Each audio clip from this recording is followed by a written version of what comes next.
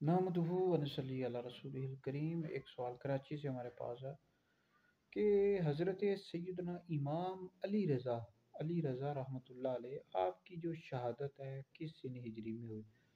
اہل بیت کے جو آٹھویں امام ہیں، امام علی رضا رحمۃ اللہ علیہ، آپ حضرت سیدنا امام موسیٰ کاظم رحمۃ اللہ علیہ،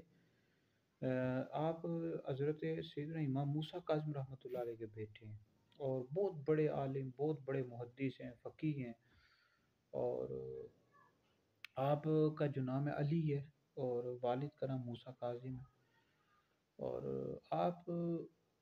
کے بے شمار القابات ہیں، ان میں صابر ہے، ولی، ذکی، تو بے شمار القابات ہیں۔ آپ کی جو ولادت ہوئی ہے 11 ربیع الاول کو 153 ہجری کو مدینہ منورہ میں ہوئی،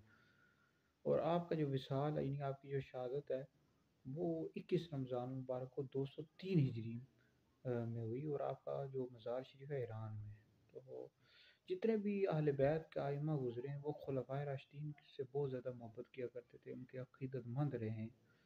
اور حضرت سیدنا صدیق اکبر، حضرت سیدنا عمر، حضرت عثمان،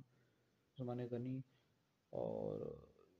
بہرحال خلفائے راشدین سے جتنے بھی اہل بیت کے ائمہ ہیں، بہت زیادہ محبت کیا کرتے تھے، ان سے عقیدت رکھتے تھے۔